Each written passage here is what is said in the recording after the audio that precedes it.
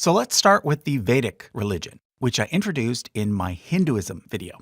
It developed in India around 1500 BCE after a group of Indo-Europeans slowly migrated into the area, probably intermingling with the descendants of the once mighty Indus Valley civilization, as well as with other native Indians living along the Ganges River. The Vedic religion likely borrowed elements from all three of these groups, which is an important point to remember. We call this early form of Hinduism Vedic because it was during this period that the oldest and most sacred Hindu scriptures, called the Vedas, were composed. However, by around 500 BCE, the Vedic religion had evolved into Brahmanism, in which a certain class of people, known as Brahmins, controlled the priesthood, as well as many other aspects of society. Below them were the Kshatriya, consisting of secular rulers and warriors, the Vaishya, the farmers and merchants, and finally the Shudra, laborers and servants. However, not everyone was happy with the authority of the Brahmins and with the teachings of the Vedas. This gave rise to the Shramana movement, which was particularly popular along the eastern Gangetic Plain. In order to explain, let's take a look at a map of India around 500 BCE.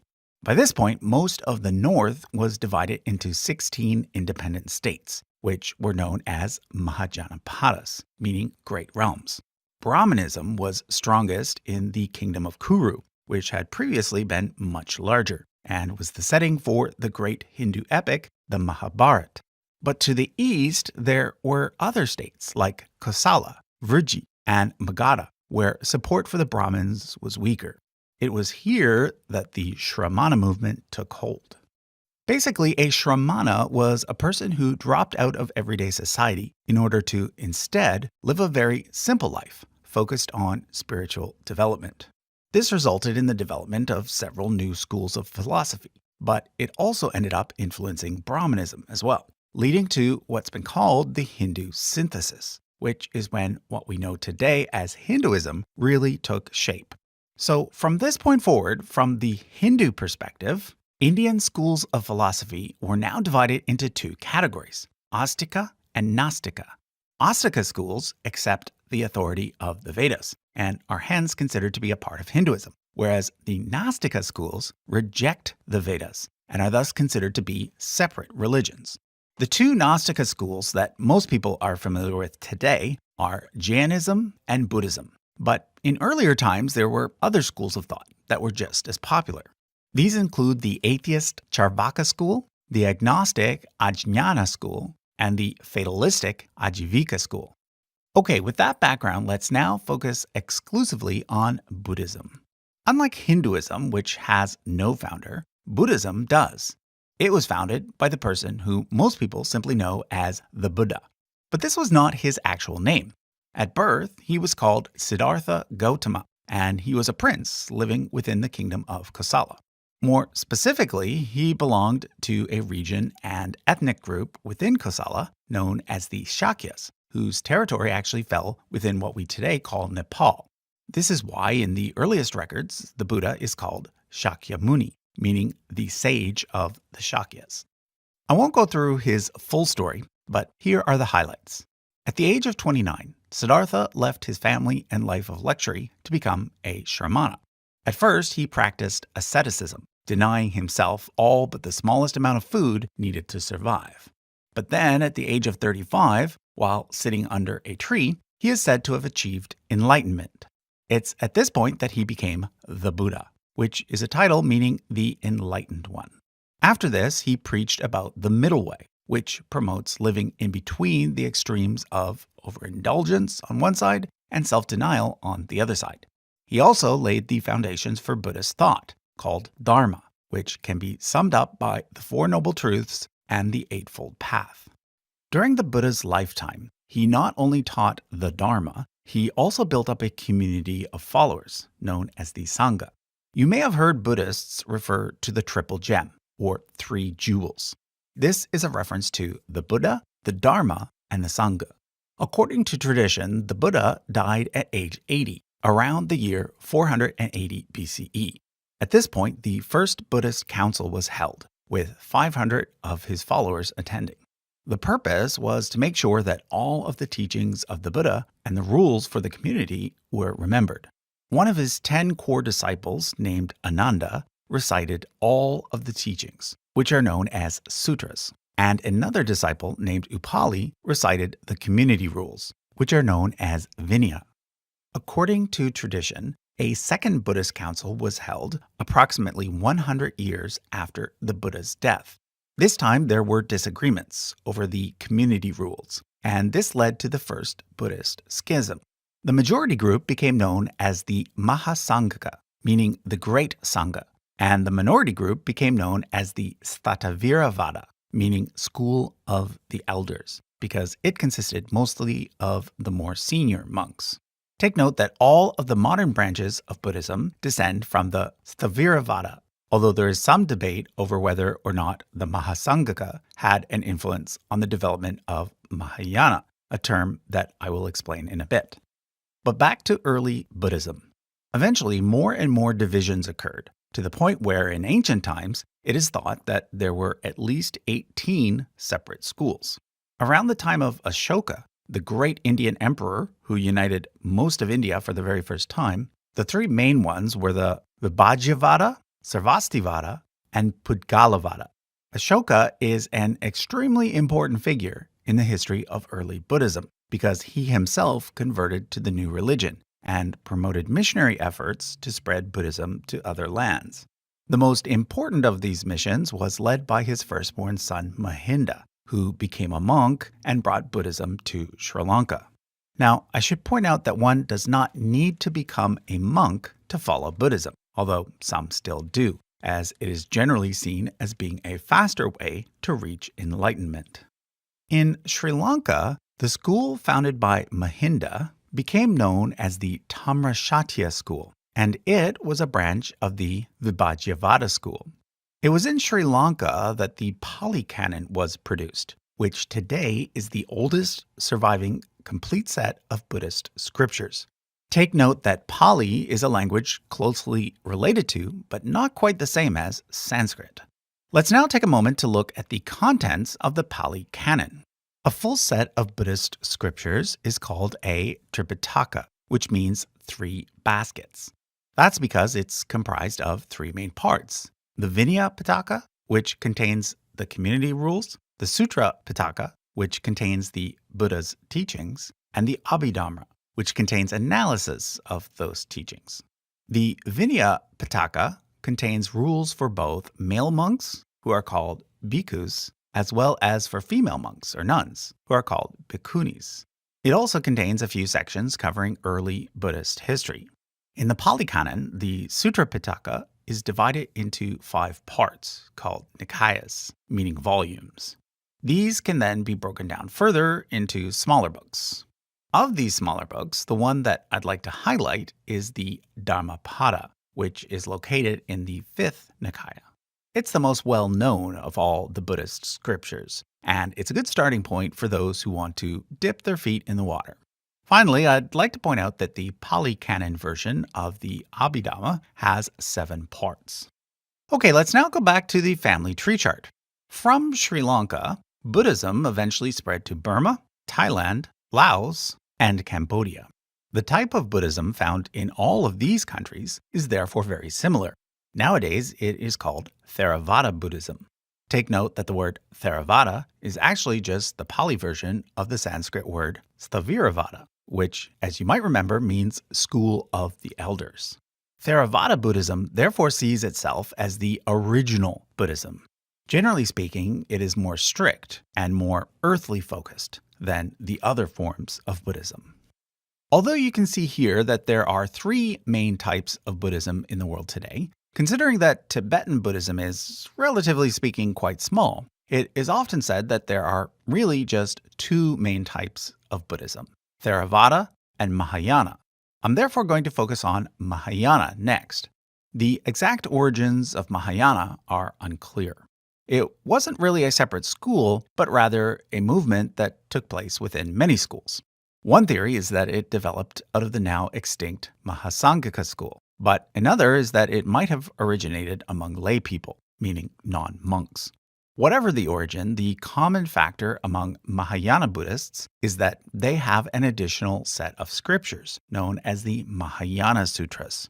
According to Mahayana Buddhism, these special sutras were initially hidden away after the Buddha's death, only to be revealed later when the time was right. One of the early schools to accept the Mahayana Sutras was the Dharma-Guptaka school, which was originally centered in Gandhara, in what is today Pakistan and Afghanistan. This is why there were, until very recently, some very old Buddha statues in this region. Unfortunately, these were destroyed by the Taliban in 2001. There is some debate over whether the Dharma-Guptaka school came out of the Vibhajyavada school or whether it came out of the Sarvastivada school. I've therefore showed it coming from both.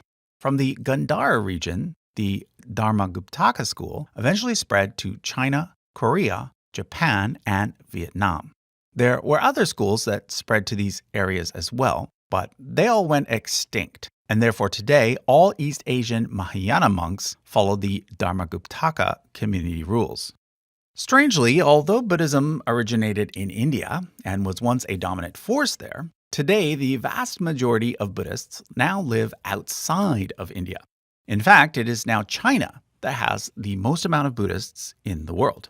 I therefore want to talk a bit about the Chinese canon, which is the main alternative to the Pali canon. Like the Pali canon, it too contains a Tripitaka. However, take note that the sections covering the teachings of the Buddha are called agamas instead of nikayas. The Chinese canon has only 4 agamas, which roughly correspond to the first 4 nikayas from the Pali canon. The Vinaya and Abhidharma sections, however, are totally different. Whereas the Pali canon includes the Theravada community rules, the Chinese canon includes the Dharma-Guptaka rules, as well as rules from several now extinct schools. However, the main difference between the Pali canon and the Chinese canon is that the Chinese canon includes several additional sections, most notably the Mahayana Sutras, which I mentioned earlier.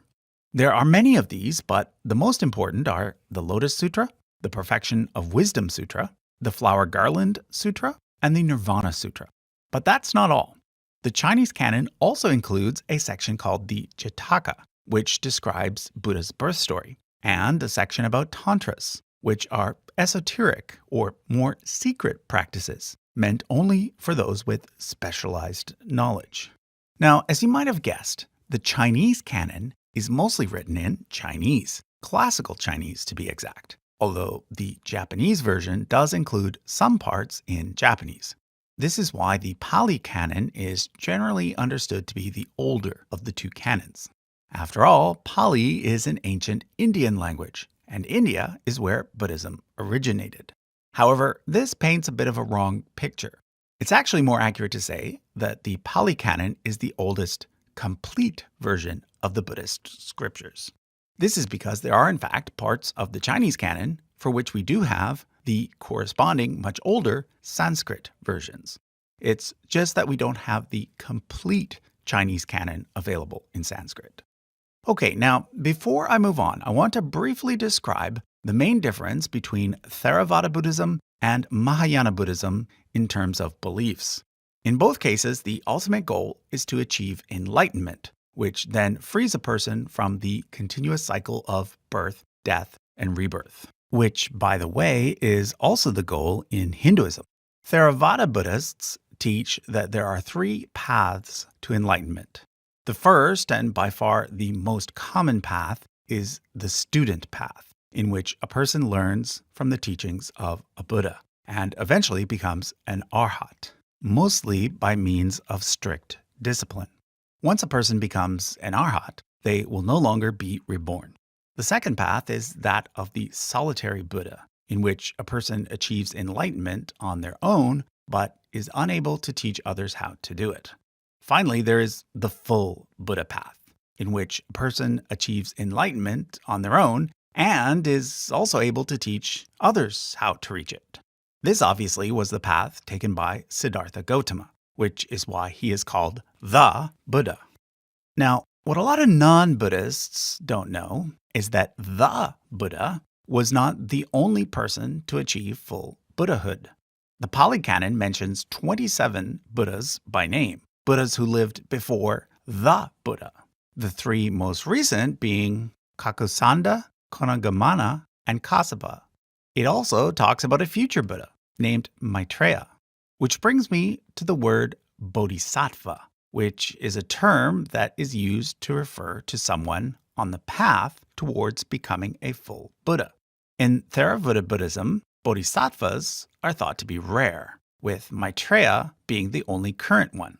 Like I say, in Theravada Buddhism, most people take the Arhat path. And this is where Mahayana Buddhism is very different. In Mahayana Buddhism, the first two paths are viewed as being very much inferior. This is why Mahayana Buddhists refer to Theravada as Hinayana, which means the lesser path. In contrast, the word Mahayana means the greater path. Mahayana teaches that the full Buddha path, also known as the Bodhisattva path, is open to everyone. It sees bodhisattvas as being compassionate individuals who put off enlightenment for the sake of helping others. Therefore, in Mahayana Buddhism, there are lots of bodhisattvas, many of whom are understood to be residing in higher realms. So Mahayana Buddhists often pray to bodhisattvas and ask them for help. One example of a bodhisattva is this guy, often called the Laughing Buddha or Fat Buddha. His real name is actually Buddha, and he was a monk who lived around 1,000 years ago. But here's the important thing. Buddha and the Buddha are not the same person. The Buddha is Siddhartha Gautama, the founder of Buddhism, who became a Buddha over 2,000 years ago. In contrast, Buddha is a bodhisattva on his way to becoming a Buddha. Some think that he is Maitreya, that future Buddha that I mentioned earlier. All of this brings up the question, are there gods in Buddhism? Well, it kind of depends on your definition of a god. Although Buddhism is often said to be an atheistic religion, in Mahayana Buddhism at least, a bodhisattva certainly seems to be something a little bit similar to a god. Maybe not the omnipotent sort of god that Abrahamic religions talk about, but some sort of spiritual being for sure. In Theravada Buddhism, this is less true. For example, you might see a Theravada Buddhist standing in front of a statue of the Buddha with their hands together. But in this case, they are not actually worshiping Buddha as a god. Instead, they are simply showing respect or using the Buddha's form as an aid to meditation. Okay, let's now go back to the family tree chart. There are three particular sub-branches of East Asian Mahayana that I'd like to point out. There are actually many more than these, but these three tend to be the most popular. The first is Chan Buddhism, known as Zen Buddhism in Japan. It is particularly popular in the West and mostly focused on meditation. Then there's Pure Land Buddhism, where the focus is trying to get reborn in a special purified land, where it's then easier to achieve enlightenment. The most popular Pure Land in Pure Land Buddhism is the one formed by a Buddha named Amitabha. Finally, there's Tiantai, known as Tendai in Japan, and Chiante in Korea. It focuses on the Lotus Sutra that I mentioned earlier, which teaches that all paths eventually lead to the one Bodhisattva path. Okay, I now want to turn our attention to Tibetan Buddhism. Back in the early days of Mahayana, there was another movement that split off, known as Vajrayana. But like Mahayana, this was not a separate school of Buddhism, but rather a movement that impacted several schools. One school that took on Vajrayana ideas was the Mula Sarvastivada school, which was probably a branch of the similarly named Sarvastivada school. It eventually spread north to Tibet and Bhutan, which is where it is mostly found today. Tibetan Buddhism differs from other forms of Buddhism in that it incorporates far more esoteric practices, such as chanting, reciting incantations, and making geometric patterns called mandalas to help induce trances. The most famous Tibetan Buddhist is, of course, the Dalai Lama, who is seen as being a sort of figurehead for the Tibetan people. He is actually the leader of just one sect of Tibetan Buddhism, of which there are currently 4.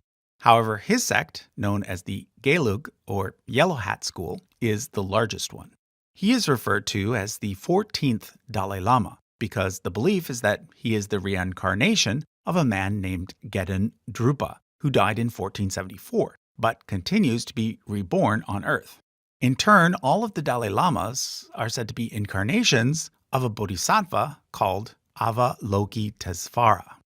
Now, before I go, I want to briefly mention Jainism, which is the other religion that can be traced back to the Shramana movement. It was founded by a man named Mahavira, who, as you can see here, is often depicted as looking quite similar to the Buddha.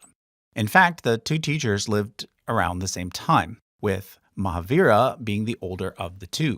Whereas the Buddha was born in Kasala, Mahavira was born in Vriji. One of the key features of the Jain religion is nonviolence, and therefore most Jains are vegetarians. Today, Jainism is much smaller than Buddhism, and really there are only 2 main branches. The larger one is called Svetambara, which means white-clad, because its monks wear white robes. Note the face mask also. Jains have been wearing face masks long before the current pandemic. This helps prevent sacred items from being contaminated. The other branch of Jainism is called Digambara, meaning sky-clad. This is because the male monks in this sect wear no clothes at all, a testament to the fact that they want as few earthly possessions as possible.